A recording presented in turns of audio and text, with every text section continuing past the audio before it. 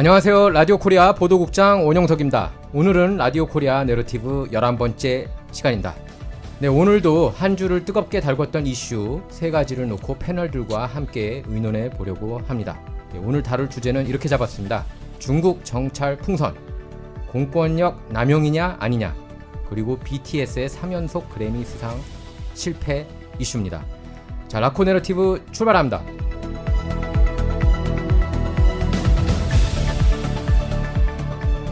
오늘 패널로는 이황, 심연아, 전예지, 곽은석 기자가 나와 있습니다. 안녕하세요. 안녕하십니까. 오늘 잡은 첫 번째 주제입니다. 현재 논란이 되고 있는 중국 정찰 풍선 이슈인데요. 기사 먼저 짧게 읽고 토론해 보도록 하겠습니다. 자, 심연아 기자가 썼는데요. 중국 정찰 풍선, 사후 확인 대 허위 정보 공방, 이렇게 제목을 달았는데요.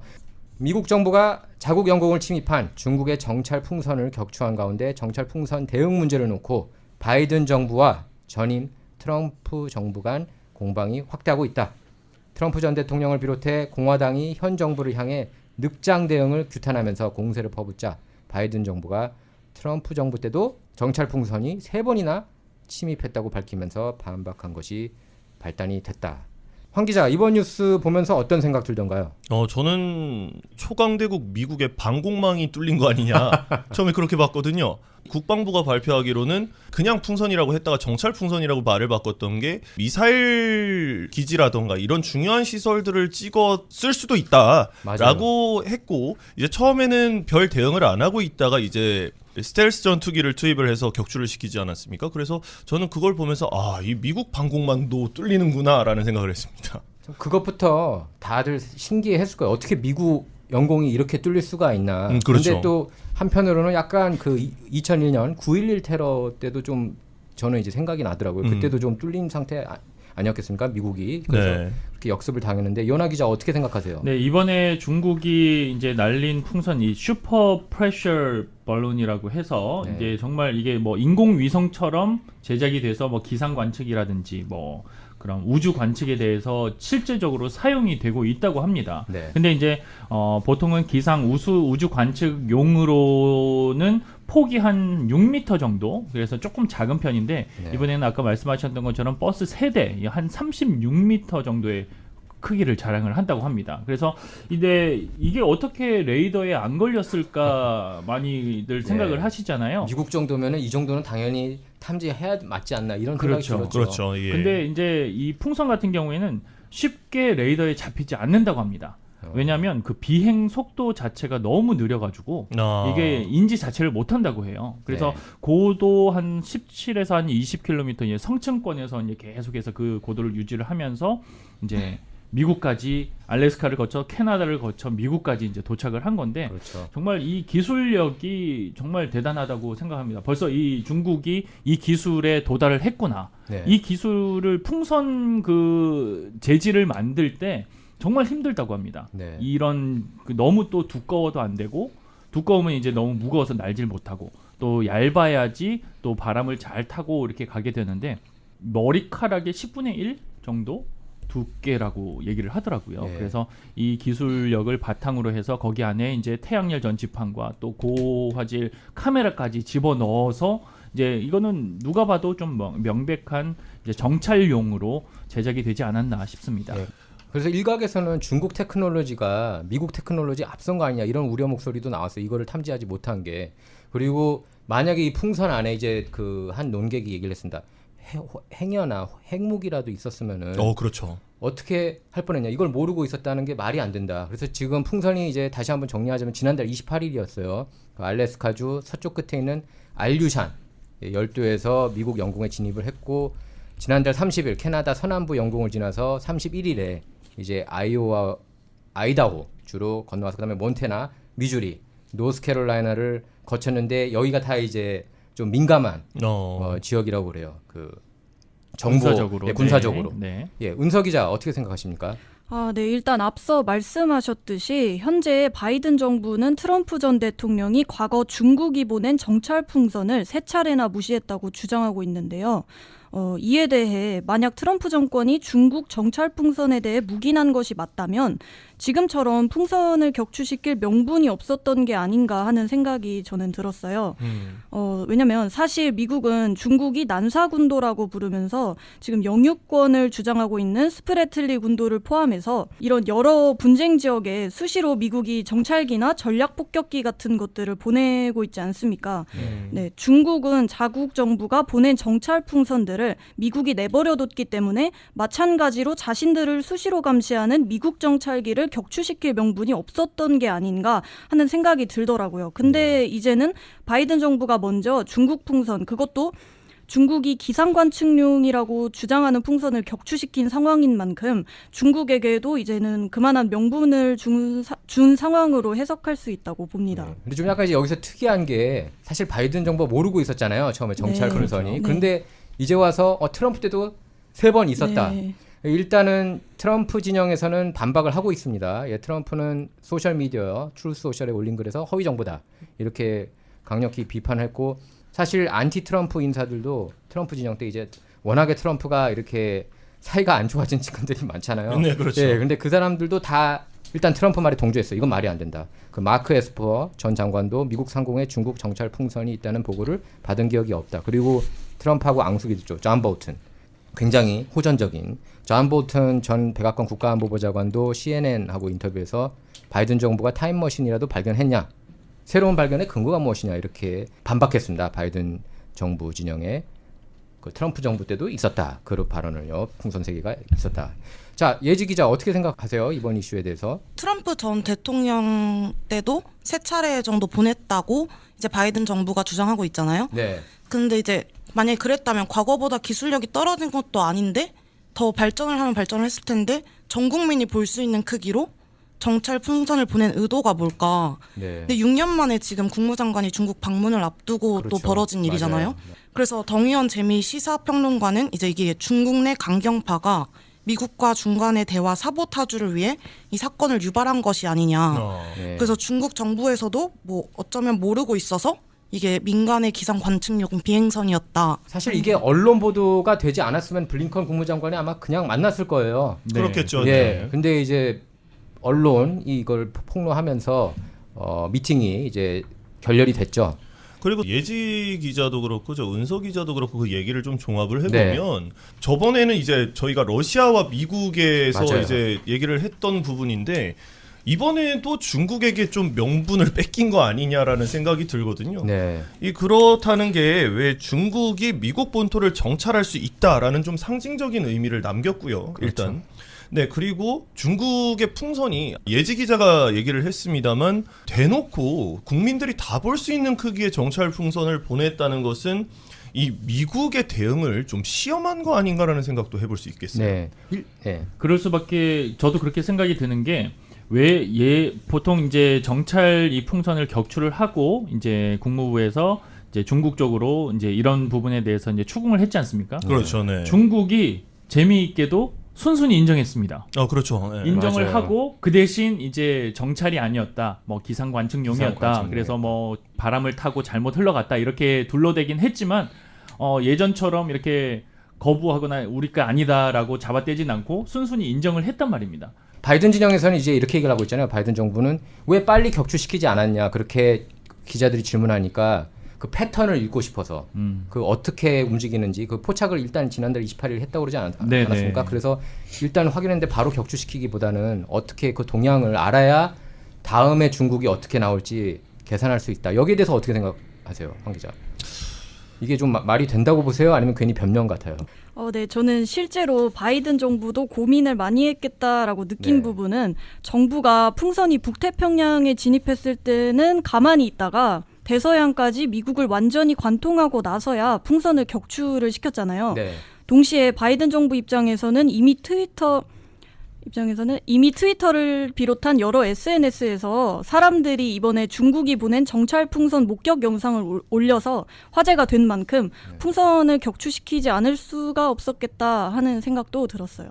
그러니까 언론을 타서 이거를 격추시킬 수밖에 없었다. 좀 비판 여론이 커지면서 그렇게 네, 말씀하신 거죠. 맞습니다.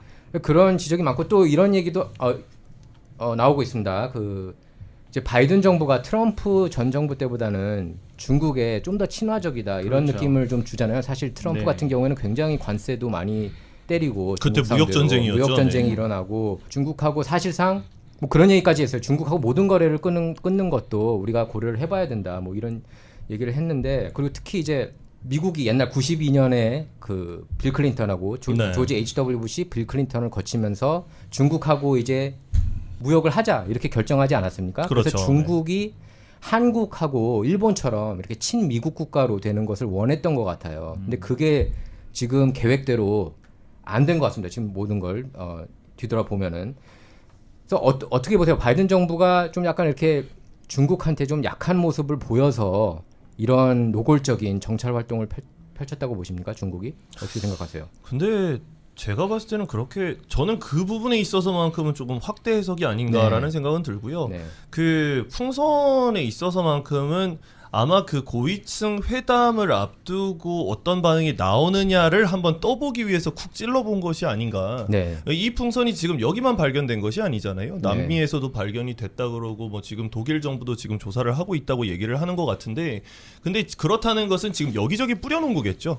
그래서 지금 제가 봤을 때는 그냥 이거는 국가별로 떠보기가 아닌가. 네. 제가 왜 이런 얘기를 왜 하냐면은 저희가 이제 많이 다뤘잖아요. 내러티브 통해서 헌터 바이든하고 조 바이든이 네. 이제 중국의 에너지 기업하고 연관돼 있다 그런 그 스캔들이 있었거든요. 뉴욕 포스트에서 보도를 했고 그 에너지 기업이 이제 CEFC라는 회사예요. 이제 2017년 3월에 이메일 주고받은 내용들이 나왔습니다. 여기에 이제 헌터 바이든, 조 바이든이 연루가 됐고 그 비즈니스 파트너인 토니 바블런스키라는 사람이 있는데 이 이메일을 보면은 빅가이가 10% 가져간다. 근데 이 빅가이가 누구냐? 근데 토니 바블런스키가 이건 조 바이든이다 이렇게 얘기를 했습니다. 그래서 중국하고 이런 관계를 네. 가져서 지금 논란이 되고 있잖아요. 중국하고의 유착 관계. 네. 그래서 그러니까 제가 볼 때도 확대 해석은 맞는 것 같아요. 확대 해석은 맞지만 이런 약점, 빌미를 제공한 게 아닌가 또. 너무나 친중국이고 중국하고 이런 거래가 오고 갔기 때문에 중국 상대로 바로 격추시키지도 않고 막 트럼프가 또 이제 그렇게 얘기를 하지 않았을까? 나 같으면 바로 격추시켰을 것이다. 그렇게 공격을 당할 수 있는 빌미를 제공했다고 보여지는데 거기에 대해서는 어떻게 생각하세요? 네, 저는 지난주에 그 엠킴 대표가 했던 예. 말이 생각이 나는데요. 도널드 트럼프 전 대통령 정부 때는 중국과 러시아가 아무 힘도 못 썼다. 그런데 조 바이든 대통령 정부 들어와서는 중국과 러시아가 기다렸다는 듯이 우크라이나 전쟁을 맞아요. 터뜨리고 네. 미국을 상대로 중국이 힘을 과시하고 있다라는 얘기를 지난주에 네. 했었는데 전 거기에 좀 동조를 하는 건 정말 기다렸다는 듯이 우크라이나 네. 전쟁이 터졌고요. 맞아요. 예. 그리고 지금 중국은 대만에 대한 무력 과시를 굉장히 조 바이든 대통령 들어오고 나서 굉장히 많이 하지 않았습니까? 네. 네. 그렇기 때문에 지금 사실 탑2죠. 예, 미국을 상대로 그렇죠. 하는 나라 중에 예. 탑2인데 그 탑2 국가를 상대로 대외적인 외교에서 굉장히 지금 고전하고 있는 게 아닌가라는 생각이 네. 드네요. 예지 기자 어떻게 생각하십니까? 바이든 대통령이 중국 눈치를 봐서 늦장 대응을 했다라고는 생각하지 않고요. 네. 만약에 그랬다면은 중국 국무장관이 중국을 방문한 뒤에 하루 이틀 늦춰서 격추를 했을 수도 있었고 네. 다만 이게 그 잔해 여파가 11km까지 나가고 네. 이게 또 미사일이 관통해서 또 그게 또 다른 민간 피해까지 그것까지 계산해야 되는 만큼 단지 시간이 걸린 게 아닌가 네. 그렇게 생각합니다. 지금 그리고 이제 사실 코로나19 팬데믹도 어쨌든 중국 우한에서 이렇게 나온 건 아닙니까? 그래서 뭐 네. 게인 오브 펑션 이래서 뭐 이게 일부러 만들었냐 아니냐 그런 논란까지 지금 나오고 있거든요. 청문회도 지금 진행을 했었고. 근데 이게 이제 자칫 아시안 일각에서는 아시안 중호 범죄로 가는 거 아니냐. 뭐 가능성이 뭐 있죠. 그렇게도 얘기하지 않았습니까? 팬데믹 때 그 중국에서 이렇게 그 우한 폐렴이 와서 여기에 대한 아시안들에 대한 적개심, 뭐 중국에 대한 적개심이 커졌다. 그래서 아시안 중호 범죄로 이렇게 번졌다고 보는 시각도 있는데 어떻게 보세요?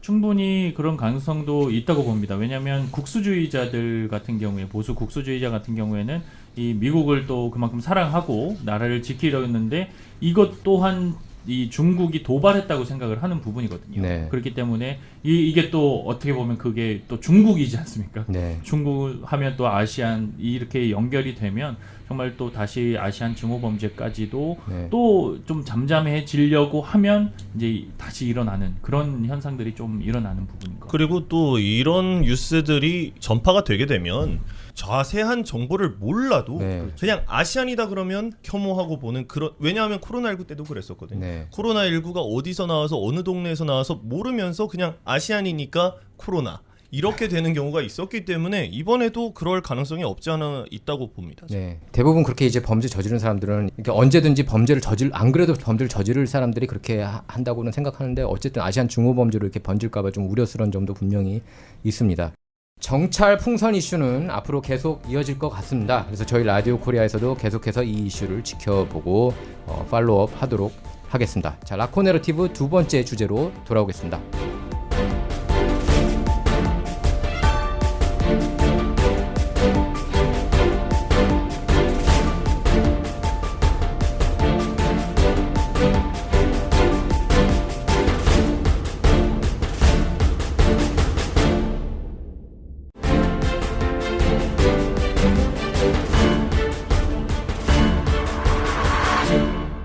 자, 라코 내러티브 두 번째 주제입니다. 두 번째 주제는 공권력 남용이냐 아니냐인데요. 먼저 기사부터 짧게 읽도록 하겠습니다. 이채원 기자가 쓴 기사인데요. 흉기로 한 명 찌른 양족 절단 남성 경찰에 의해 사살, 과잉 진압 비판 뭐 이렇게 제목이 달려 있는데요. 최근 경찰의 과잉 진압에 대한 비판 목소리가 높은 가운데 양족 절단 남성이 경찰에 의해 사살된 논란이다. 지난달 1월 26일 오후 헌팅턴 파크 경찰국은 흉기 폭행 관련 신고를 받고 출동했다. 현장에는 흉기에 찔려 심각한 부상을 입은 피해자가 발견됐다. 경찰은 피해자가 지역 병원으로 이송돼 치료를 받고 있고 현재 위독한 상태라고 밝혔다. 피해자는 휠체어를 탄 흑인 남성이 느닷없이 휠체어에서 내려서 자신을 향해 달려와서 12인치 흉기로 옆구리를 찔렀다고 진술했다. 이후 이 남성은 휠체어를 타고 현장에서 도주했다. 그래서 경찰은 수색 끝에 몇 블록 떨어진 곳에서 흉기를 들고 있는 용의자를 발견해서 사살했습니다. 자, 황 기자, 이거 어떻게 보세요? 과잉 진압입니까? 이제 그 총을 최소 8발 쏜 걸로 알려졌거든요. 아마 영상 봤을 것 같은데 다들. 네. 그 영상을 보면은 이거 논란이더라고요. 이게 쉽게 판단이 안 돼요. 이게 정말 과잉이냐 아니냐. 예, 어떻게 생각하세요? 이게 영상을 보신 분들은 아시겠습니다만 위협적이긴 했습니다. 왜냐하면 이 남성이 덩치가 굉장히 크거든요. 예, 그리고 흉기를 휘두르는데 이 사실 테이저건을 쐈는데 두 발 다 빗나갔어요. 맞아요. 네. 예. 근데 그것을 보면서 굳이 그 두 다리가 온전치 않은 사람에게 8발이나 쏴야 했을까라는 부분에서는 아무리 제가 지난 내러티브 시간에 경찰에 대해서 뭐 일각에서는 그러시더라고요. 너 경찰 되게 좋아하는구나라고 말씀하시는 분도 계시는데 뭐 여튼 아니 뭐 일반적으로는 범죄를 저지르면 그걸 저지할 수 있는 게 이제 경찰밖에 그렇죠. 없으니까. 예. 일반인들이 할 수 있는 일은 아니니까요. 그런데 제가 이제 그것을 보면서 이거는 과잉 진압이다. 저도 그렇게 네. 생각했어요. 사실 테이저건 두 발 다 빗나갔던 것도 저는 좀 의문이고요. 아니 그 휠체어를 탄 장애인이 얼마나 빨리 달릴 수가 있길래 그 테이저건 두 발이 빗나가고 그렇다고 해서 흉기를 휘두른다고 그 온전치 못한 사람에게 총알을 8발이나 쏴야 되는가.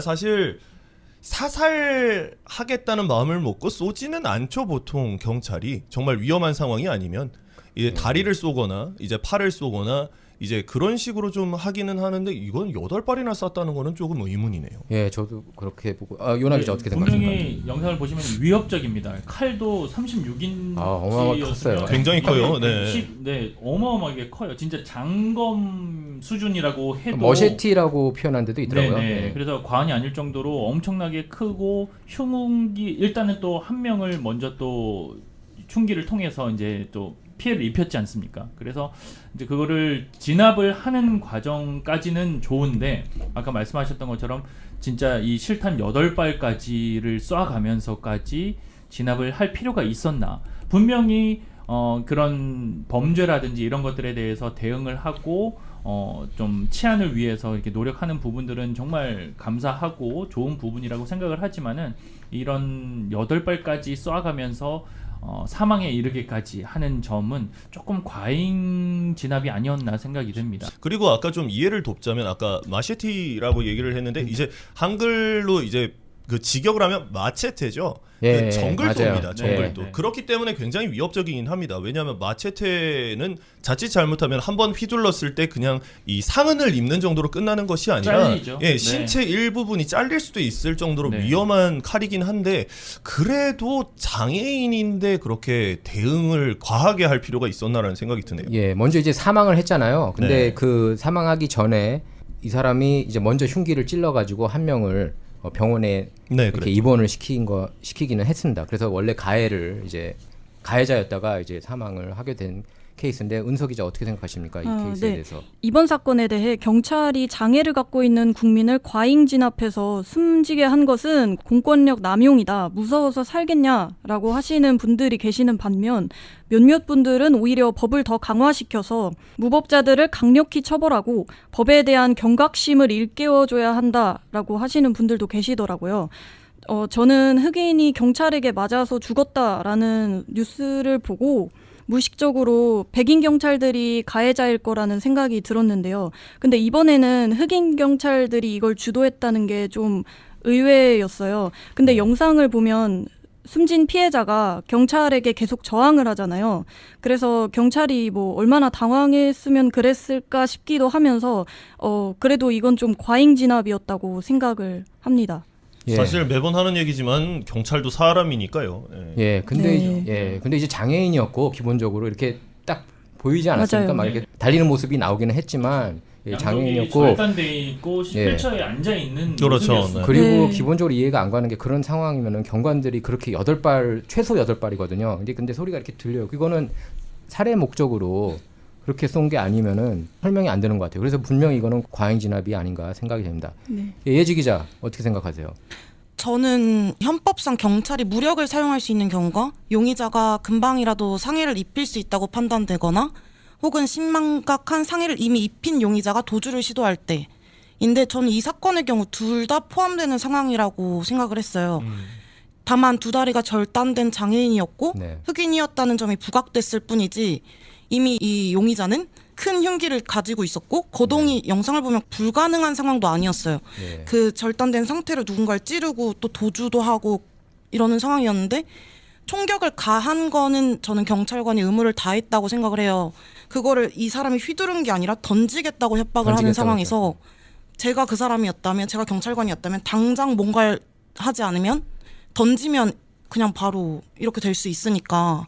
근데 다만 수발의 총격을 가했고 조준을 못했다는 게 자격이 부족한 경찰관의 실수였지 의무적으로 이렇게 총격을 가할 수 있는 상황은 아니었나. 네. 아니 그렇죠. 보면 그 사실 장애인이긴 했지만 덩치는 굉장히 컸어요. 네. 덩치는 이게 그러니까 운동을 굉장히 많이 한 그런 처음엔 용의자죠. 예, 용의자였는데 아무튼 안타깝게 됐습니다. 그렇게 그 사망까지는 안 갔으면 하는데 이게 근데 이제 이슈가 되는 게 최근 경찰 집단 폭행으로 또 흑인 청년이 한 명 사망하지 않았습니까? 저희가 그렇죠. 지난주 네. 내러티브 때도 다뤘는데 타일윈 니콜스가 숨지면서 경찰 과잉 진압 논란이 커졌는데 그때도 경관 5명이 다 흑인이었습니다. 네. 근데 아까 은서 기자가 말했다시피 그때도 야 이거 백인이 또 흑인들 차별해서 이렇게 살해한 거 아니야? 또 그렇게 다 우려하지 않았습니까? 근데 이제 그 최근 경찰 과잉 진압 이 이슈가 나오면서 모닝 컨설턴트하고 폴리티코 그 최근 여론조사를 실시했습니다. 유권자들을 대상으로요. 지난달 27일부터 29일 등록 유권자 1977명을 대상으로 그 타이린 니콜스 사건 경우 그 경찰 바디캠이 공개되지 않았습니까? 그 이후 이제 바로 여론조사가 이루어졌는데 대상자의 75% 그러니까 4명 중 3명이 경찰 폭력이 매우 또는 다소 심각한 문제라고 응답을 했습니다. 경찰 폭력이 심각한 수준이다라는 건 어디 기준인지 잘 모르겠습니다. 네. 그 부분에 있어서만큼은 저는 좀 반대 의견인 게 저는 아까 예지 기자가 하는 얘기를 들으면서 경찰은 분명히 그 상황에 대응하는 매뉴얼이 있습니다. 그 프로토콜에 따랐겠죠. 분명히 네. 교육을 얼마나 받겠습니까? 네. 그런데 이제 8발은 과했다라고 말씀을 드린 건 저희가 이제 선 후배가 있고 이제 여기 보도국장님이 계시듯이 저희가 잘못하고 있을 때는 분명 제지할 수 있는 서전트나 이제 계급 높으신 분들이 있을 거라고요. 근데 그분들이 왜 제지를 하지 않았나에 대해서 저도 의문인 거지. 네. 저는 경찰 폭력이 굉장히 심각한 수준이다라고 얘기를 하는데 반대로 놓고 얘기해 보면 범죄자들의 악행은 얼마나 극악 무도한가라는 걸 또 생각을 해봐야 되는 되는 것이죠. 예. 근데 네. 요새 언론들 보도를 보면은 범죄자들이 이제 마치 이제 피해자인 것 같은 그런 식의 보도도 일부 이렇게 나오고 있습니다. 사실 지금 아까 저희가 얘기했던 그 장애인, 흑인 장애인 같은 경우가 이제 갑자기 이제 피해자가 된 거예요. 이 유가족들도 지금 이제 시위를 하고 있고 정의가 짓밟혔다 이렇게 나왔습니다. 오늘 라디오를 들어보니까. 사실 그 니콜스 같은 경우에는 정말 그거는 과잉 진압이었습니다. 예, 제가 봐도 그래요. 예, 그거는 살해였어요. 예. 근데 이번 사건도 좀 과잉 진압이다라는 생각은 들지만 프로토콜이 있었다. 그리고 맞아요. 아까 여론조사를 얘기를 해보면 경찰 폭력이 굉장히 심각한 수준이다라고 말을 하는데 제가 이제 하고 싶은 얘기는 얼마 전에 몬트레이에서 총기 난사 사건 나지 않았습니까? 그렇죠. 그리고 또 북가주에서도 총기 난사 네. 사건이 났었고 지지난주에 저희가 다뤘었는데 그런 범죄자들을 봤을 때 그러면 도대체 어떻게 대응을 해야 되느냐. 그리고 아까 정글도를 그렇게 휘두르고 경찰 앞에서 협박하는 그런 사람이 앞에 있을 때는 그럼 도대체 어떻게 해야 되느냐. 던지겠다고도 했죠. 네, 던지겠다고도 했고. 어쨌든 그 그 용의자가 이제 36살 앤서니 로우 주니어인데 칼을 던지겠다고 협박은 네. 했으니까요. 은서 기자. 예. 네. 또 니콜스가 당시에 겁에 질려서 엄마하고 어머니를 찾는데요. 이게 영상으로도 나왔어요. 맞아요. 엄마를 불렀죠. 이 니콜스의 어머니가 나중에 기자회견에서 이걸 언급하면서 우리 아들의 목소리를 듣지 못했다 하면서 되게 감정에 호소하시는데 약간 이런 부분이 국민들로 하여금 좀 더 쉽게 동요되게 하는 게 아닌가 하는 생각이 들었어요. 네. 예지 기자. 니콜스 사건은 무력이 맞다고 생각을 하는데 보통 대부분의 경우에서 논란이 됐던 흑인 용의자들이 보통 경찰의 제지를 따르지 않아요. 네. 처음에 이 제지를 따르면 이럴 일이 없는데 자기들이 이렇게 했다가 그거에 따른 반응에 반발하는 게 전 좀 예. 근데 대부분 이제 그렇게 비판할 때 방금 예지 기자가 얘기한 대로 비판합니다. 가만히 있으면 될 거를 왜 그렇게 움직이느냐 경찰이 프리즈 네, 그러면은 맞아요. 움직이면 원래 안 되거든요. 그 프로토콜 따라서 그리고 차 운전 중에도 손을 한쪽은 왼쪽은 11시 방향, 오른쪽은 2시 방향 그렇게 놔야 돼요. 네. 예. 근데 자꾸 다른 행위를 하니까 그러다 보니까 사고가 일어날 빌미가 이제 제공되는 거 아니냐 이런 그리고 지적이 저는 나오고 있습니다. 이런 논란이 나올 때마다 그런 얘기를 좀 했으면 좋겠어요. 그러면은 범죄자들에게 피해를 입어서 사랑하는 사람들을 잃었던 사람들의 얘기는 왜 안 나오는가? 맞아요. 네, 좋은 지적이에요. 분명히 경찰의 과잉 대응이라고 얘기를 했을 때 그 프로토콜에 따랐던 경우에는 분명 범죄가 맞는데 이 헌팅턴 비치 사건의 같은 경우에는 만약에 가만히 놔뒀으면 피해자가 더 생기지 않겠습니까? 그럼 그 피해자들의 사랑하는 사람들은 어떻게 해야 되는 겁니까? 그게 사실 입체적으로 보면 그렇게 봐야죠. 그렇죠. 예, 네. 사실 입체적으로 그렇게 봐야 되는데. 그러니까 이 타이리 니콜스 같은 경우에도 뭐 처음에 경찰이 그냥 세우진 않았습니다. 이게 분명히 난폭 운전을 통해 가지고 일단은 제지를 했고 거기에 대해서 이제 뭐 오가는 신경전이라든지 이제 말 속에서 이제 문제가 발생을 해서 결국에는 사망까지 이르게 되는 부분이고 그리고 또 제가 보도했던 부분 중에 하나도 이제 베니스 쪽에서 1월이었습니다. 지난달 1월쯤에 이제 캐넌 앤더슨이라는 사람이 테이저건을 6차례, 7차례를 이제 그 자리에서 현장에서 이제 맞아서 그랬었죠. 4시간 후에 이제 사망하는 그런 사건이 네. 있었거든요. 그러니까는 이게 범죄로 인해서 경찰이 제지를 하고 그것들을 이제 컨트롤하려고 하는 입장에서는 충분히 이해는 합니다만은 그런 이제 강도 어느 정도까지를 해야 되는지 이거는 어떻게 솔직히 아무리 프로토콜이 있고 뭐 규정이 있다고 하더라도 현장의 상황이나 분위기나 그런 어떤 거에 따라서 다 달라지는 부분이기 때문에 이건 어쩔 수 없이 전적으로 경찰의 판단에 맡겨야 하는 부분이거든요. 네. 그 판단도 어려운 거는 그렇죠. 이제 복싱을 하시는 분들을 알겠습니다만 복싱을 하다 보면 스파링을 하지 않습니까? 네. 그럼 레프트가 날라오고 라이트가 날라오고 훅이 날라와요. 근데 그 빠른 순간 이제 대응을 해야 되는데. 대응을 해야 됩니다. 범죄도 네. 마찬가지지 않겠습니까? 범죄자가 앞에서 칼을 휘두르고 있고 언제 달려들지 몰라요. 모르는 상황. 근데 그런 상황에서는 언제 고무탄을 꺼내오고 언제 그물을 꺼내오고 언제 체류액을 쓰고 이거 몇 발을 쏴야 되는지 네. 계산을 어떻게 하냐는 것도 좀 생각을 해야 되지 않나라는 생각이 들죠. 실시간에 이루어지는 일이기 때문에 사실 그렇죠. 군인들도 마찬가지예요. 이렇게 네, 그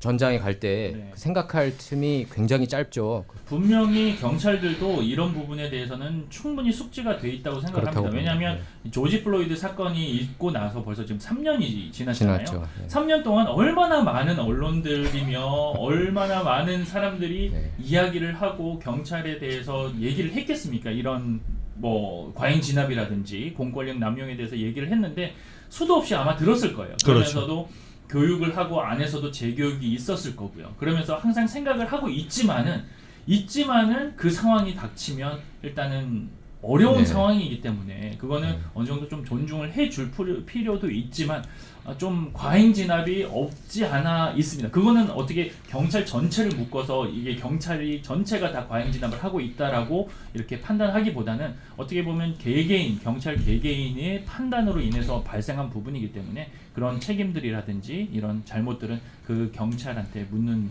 방향으로 좀 나가야 될 것 같습니다. 사실 이 경찰 관련해가지고 이런 얘기가 나올 때마다 참 그런 생각이 드네요. 외줄타기다. 외줄타기다. 네. 예, 맞아요. 예, 그런 어느 것 쪽으로 같습니다. 넘어져도 코가 깨지기 마련인 외줄타기인 것 같습니다. 네. 그리고 특히 이제 타이리 니콜스 같은 경우는 사실 남포군전에서 이게 시작됐는데 남포군전은 사람들이 다 이제 기억을 못하는 것 같아요. 그렇죠. 사실 네. 네, 맞습니다. 예. 그래서 어쨌든 이 타이리 니콜스 같은 경우에는 보수 진영, 진보 진영 양쪽 다 의견이 같아요. 예. 트럼프 같은 경우에는 절대로 있어서는 안 될 일이었다. 네. 끔찍하다. 이렇게 얘기를 했고 짐 조던 연방 하원의원, 오하이오주 연방 하원의원이죠. 짐 조던 연방 하원의원도 공권력 남용 사례다 이렇게 규정하면서 하원에서도 타당한 조치를 살펴볼 거다 이렇게 지적을 했습니다. 자, 라코 내러티브 세 번째 이슈로 돌아오도록 하겠습니다.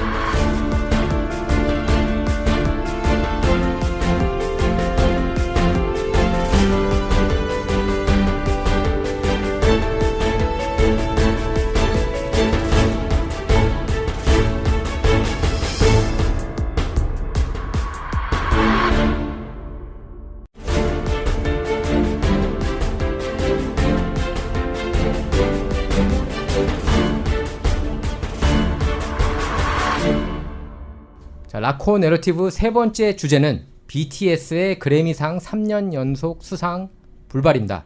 기사 먼저 읽겠습니다. LA타임스 보도인데요. LA타임스에서도 보도했고 라디오 코리아에서도 인용 보도를 했는데요. LA타임스는 6일 그래미상 수상자 소식을 전하면서 BTS 또 그래미에서 무시당했다. 이런 제목의 기사를 내보냈다. 언론에서조차 BTS의 그래미상 불발이 의외였던 모양이다. 자, 여기까지 읽고 얘기를 나눠보도록 하겠습니다. 자, BTS가 지금 3년 연속 그래미상 후보에 올랐고 사실 그래미상 수상 굉장히 영광이겠죠. 지금 한국 아티스트 중에서 그래미상 수상자가 한 명도 없죠. 없죠. 예, 이번 뉴스 어떻게 생각하십니까? BTS가 그래미상 수상 불발했는데 어떻게 기분 나빴습니까? 뭐 은서 기자 BTS 좋아하지 않습니까? 안 좋아합니다. 수백만의 아미가 달려들겠네요. 네.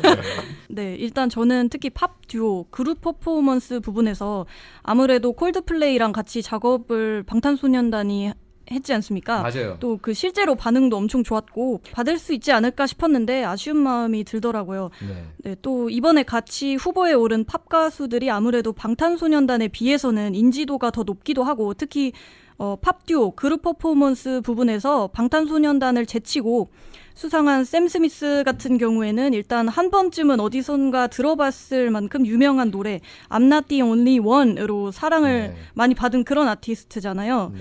또 이분이 동성애자이기도 하고요.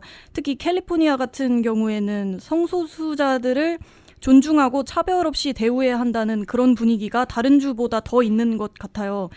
물론 그 점이랑은 별개로 이번에 상 받은 Unholy 이 노래가 틱톡이나 인스타그램 같은 SNS에서도 많이 올라오면서 인기도 많이 받았고 노래 자체에도 파격적인 가사뿐만 아니라 캐치해서 다들 많이 듣는 것 같았어요. 네, 그래서 어쨌든 K-팝이 과거에 비해 그 위상이라고 해야 하나요? 그 한국을 넘어 미국이나 유럽에서도 인지도가 많이 높아졌다고 생각을 하는데 아직 조금 더 시간이 더 필요할 것 같아요. 네. 하나 얘기하고 싶은 건 사실 그래미 어워즈 같은 경우에는 이 아메리칸 뮤직 어워즈가 있고 그다음에 맞아요. 예. 빌보드 뮤직 어워즈가 예. 있잖아요. 그거보다 훨씬 역사가 긴 시상식이지 않겠습니까? 65회죠. 그렇죠. 예. 그래서 워낙에 보수적이고 권위적이기 때문에 사실 유리천장은 무시를 못하는 거였습니다. 그렇기 네. 때문에 이번에도 쉽지는 않을 것이다라고 했는데 아니나 다를까 네, 요번에도 실패를 하는 것을 보면서 사실 방탄소년단이 지금 사실 그 행보들을 놓고 봤을 때 방탄소년단 굉장한 행보를 보이지 않았습니까? 정말로. 그렇죠.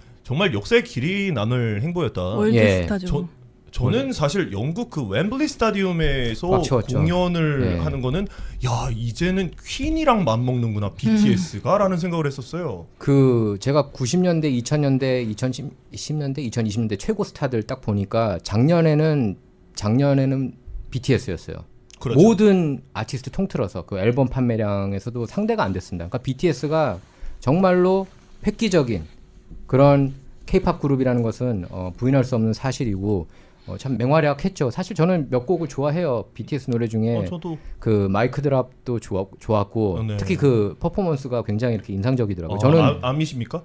아미는 아닌데 아미는 아닌데 솔직히 BTS가 BTS인지 모르고 봤어요. 왜 그게 추천 영상으로 왔는지 모르겠지만 딱 봤는데 이게 춤이 예사롭지 않다 그런 사실, 느낌이 들었고 네, 그리고 뭐 마이 유니버스나 다이나마이트인가요? 예, 그 노래들 같은 다이나마이트 같은 경우에는 굉장히 대중성도 있고요, 사실. 그렇죠. 예. 마이 유니버스 들어봤어요? 너무 좋았어요. 저는 그 노래는 안 들어봤어요.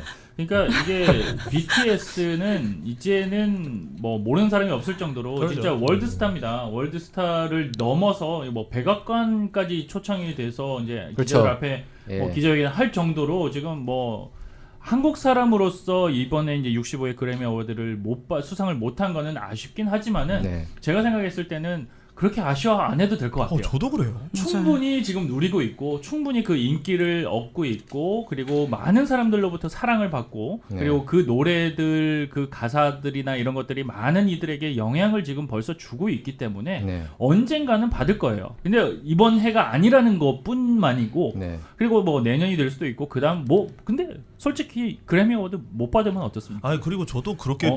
동감을 하는 게 네. 저희가 언제부터 그래미 어워즈에서 상을 받을 맞아요. 거라고 생각을 했겠어요. 네. 저는 사실 봉준호 감독 그 영화 뭐죠? 그 기생충. 네, 기생충 아카데미 시상식에서 아카데미상 받을 때도 와, 한국이 이렇게 컸나라고 네. 생각을 했는데 충격적이었죠. BTS도 뭐 굉장히 뛰어난 그룹이긴 합니다만 그래미 어워즈에서 후보군들이 그러니까 샘 스미스도 있었고요.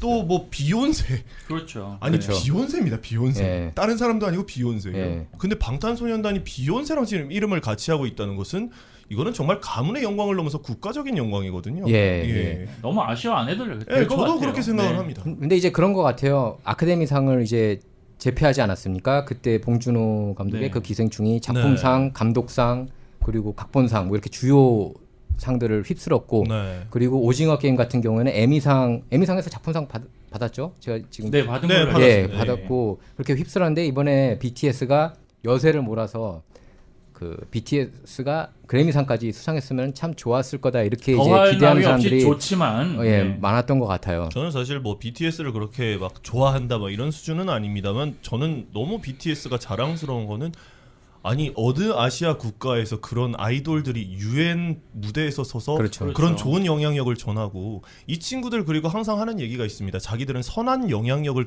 예, 끼치고 예. 싶다. 라이프 고즈하는 좋았어요.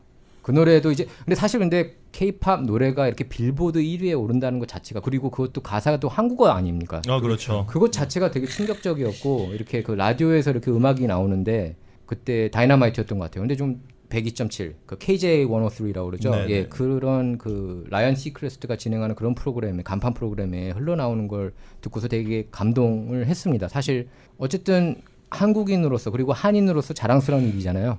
그럼요. 이제는 뭐 미국 로컬 방송이라든지 영화라든지 이런 데서 K-팝을 듣는 게 이제는 아주 자연스러워졌습니다. 저는 키스 FM 제가 다른 키스 FM. 제가 다른 그 라디오 방송을 얘기해서 좀 그렇습니다만 키스 FM에서 저희 한국 가수 네. 요즘에는 많이 블랙핑크 들어요. 노래도 네. 나오거든요. 아 그래요? 맞아요. 네네. 그리고 BTS를 넘어서 블랙핑크. 네. 블랙핑크. 그 저기 넷플릭스에서 정말 좀 탑 상위권 안에 들었던 웬즈데이라는 알아요. 네, 그 힙합 그룹이에요? 아니 웬즈데이라는 그 시리즈가 있습니다. 네. 거기 아, 시즌 맞아요. 1을 했는데 네. 거기에서도 이제 그 주인공의 룸메이트가 음악을 틀어놓고 춤을 추는데 거기도 오. 이제 우리나라 나- 걸그룹의 노래가 아. 나오더라고요. 그래서 이렇게 지금 뭐 넷플릭스나 이런 정말 너무 쉽게 이제는 K-팝을 접하고 많은 사람들이 K-팝을 좋아해주기 때문에 좀 그런 방송에서 이런 말을 써도 될지 모르겠지만 국뽕 차오른다 그러죠. 네. 네, 국뽕 차오르는. 네, 국뽕 차오르는 것들이 참 많이 느끼고 있습니다. 요즘. 예. 오죽했으면 그 BTS가 잠정적 활동 중단이라고 발표를 했을 때 한국 문화부 장관까지 나서서 말렸거든요. 그렇죠. 지금 군대 이슈 때문에 BTS 멤버들이 이번 그래미 시상식에 참석 안 한 걸로 알고 있습니다. 예. 그래서 좀 기다려야 될 것 같아요. 컴백하고 다시 합체하려면 좀 시간이 걸리지 않겠습니까? 군대 요새 2년이죠? 2년인가요? 2년 좀 안 될 1년 겁니다. 반 걸로 예. 알고 있습니다. 예. 그래서 BTS 뭐 이번에는 아쉽게 수상에 실패했지만 어쨌든 K-팝 알리는데 국위선양을 했다. 그렇게 볼 수 있겠고 사실 제가 출근할 때도 이렇게 LA 콜로세움 그 전자 빌보드가 있거든요. 혹시 스트레이키즈라고 아세요? JYP. 예, 스트레이키즈 광고가 어마어마하게 크게 거기 붙어 있더라고요. 그런 걸 보면서 야 이제 K-팝이 이렇게 메인스트림으로 미국 메인스트림을 뚫었다는 것 자체는 정말 어마어마한 성과가 아닌가 싶습니다. 저는 솔직히 K-팝은 유럽, 동아시아는 통해도 미국만큼은 안 통한다라고 생각을 했었거든요. 예전에 보아가 아시아의 별이다 할 때가 있었는데 지금은 전 세계를 넘네요. 네. 사실 보아하고 원더걸스가 미국 문을 두드렸지만 그렇죠. 실패했잖아요. 그렇죠. 네. 예, 근데 그게 실패가 아닌 것 같아요. 그렇게 자꾸 문을 두드렸기 때문에 이렇게 열리지 않았나 발판을 싶었고. 다져놓은 거죠. 예. 저는 사실 뭐 보아나 원더걸스가 계속 그거를 흑역사라고 방송에서 얘기를 하는데 그렇게 할 필요 저는 예. 제가 봤을 때 보아나 원더걸스가 굉장히 그 씨앗을 뿌리고 가지 않았나는 그렇죠. 생각이 들어요. 네. 예. 그래서 아까 저희가 이제 그래미상 얘기하다가 말았는데 그 샘 사탄 숭배한 예. 샘 스미스가 원래는 게이라고는 하지만 그런 이미지는 아니었잖아요. 좀 침착한 이미지의 네. 그런 가수 아닙니까? 보통. 네.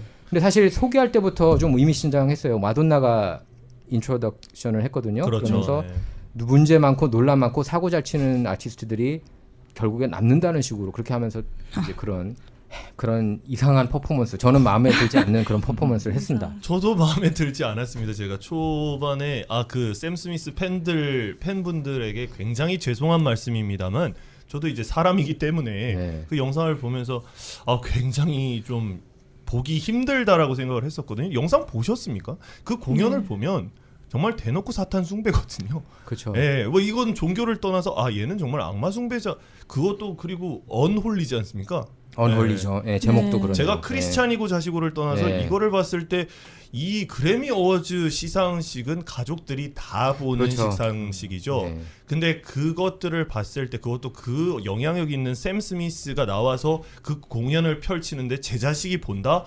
저는 바로 TV를 꺼버렸을 것 같아요.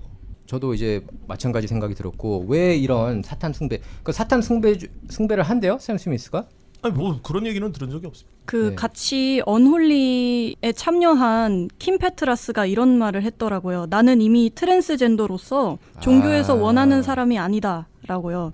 그래서 두 분 다 성소수자라서 일종의 반항심에 이런 파격적인 무대를 꾸민 것일 수도 있겠다라는 생각이 들었어요. 네, 예지 기자. 네, 그리고 또 그분이 개인적으로 종교에 대해 궁금하고 일부가 되고 싶었지만 자라면서 종교의 일부가 되는 것을 원하지 않게 됐다.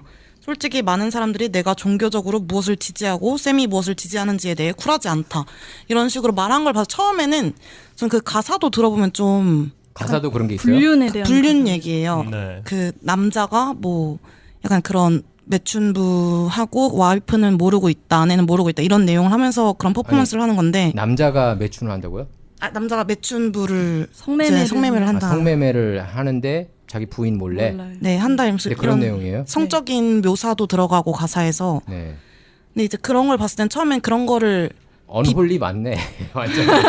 그래서 그거를 그냥 묘사한다 이렇게 생각했어요. 그런 성적인 거를. 근데 이런 발언을 한 걸 보고 어쩌면 진짜 사탄 숭배 약간 이런 식일 수도 있겠다. 네. 아니, 동성 커플 얘기하는 건가요? 그럼 가사에서는? 아니요. 그냥 일반인. 부부. 일반이에요. 부부- 왜냐하면 부부예요. 이 사람도 남자죠. 그러니까 킴 이분은 페트라스. 트랜스젠더예요. 트랜스젠더. 그러니까 남자에서 여자로 바뀐 예. 시츄에이션인 예. 거죠. 예. 예. 아니 인터뷰를 봤는데 또 외모가 좀 약간 확실히 좀 다르더라고요. 그래가지고. 근데 확실히 이 공연이 끝나고 나서 보수 진영에서는 뒤집어졌어요. 지금 난리 났어요. 네, 뭐 정치평론가 리즈 휠러 같은 경우에는 악마들은 당신의 아이에게 사탄을 숭배하라고 가르치고 있다, 토할 것 같다라는 글을 올렸고요. 이 공화당의 테드 크루즈 같은 경우에는 이것이 악이다라고 얘기를 했다고 하네요. 네. 저도 그 보면서 이게 굉장히 좀 언짢은 무대고 샘 스미스가 사실 뭐 게이라고는 게이 아티스트들이 다 그런 건 아니거든요. 사실 뭐 예전에 조지 마이클이라든지 굉장히 이렇게 퍼포먼스는 깔끔하게 하고 그랬는데 이번에 샘 스미스는 작심하듯이 너네 한번 봐라. 네. 근데 사실 그건 좀 이해가 갑니다만 이 샘 스미스도 그렇고 아까 예지 기자가 얘기를 했습니다만 좀 종교에서 배척을 받은 케이스잖아요. 왜냐하면 샘 스미스가. 뭐 성소수자일 수도 있고 뭐 이런 요소들 때문에 종교적인 뭐 탄압 아닌 탄압을 받았다고나 할까요? 그렇기 때문에 더 반종교적으로 나왔을 수도 있는데 다만 이 모든 식구들이 볼 수 있는 그래미 그렇죠. 어워즈 시상식을 이런 식으로 꾸몄다라는 것은 굉장히 좀 그게 오프닝 무대였나요? 오프닝 무대는 아니었겠죠. 네, 그 중간에 뭐 중간에. 하프타임 쇼처럼 뭐 예, 알겠습니다. 자, 그래미상 얘기했는데 원래 그래미상 이름은 원래 그 축음기, 그러니까 그래머폰이라는 단어에서 따왔다고 그런다. 그래서 수상자 선정 절차는 이 그래미 회원들을 상대로 분야별 5차례 투표를 거친다고 합니다. 그래서 매년 심사를 위해 전년도 9월까지 1년 동안 미국에서 발매된 모든 레코드가 심사 자격을 얻습니다. 자, BTS 진이 군복무를 마치고 멋진 컴백을 해서 그래미상을 휩쓸었으면 하는 바람입니다. 화이팅! 오, 화이팅! 자, 오늘 라코 내러티브 방송은 여기서 마치도록 하겠습니다. 예, 청취자 여러분 소감은 저희 유튜브 게시판을 통해 전해주시기 바랍니다. 애청해 주셔서 감사합니다. 감사합니다.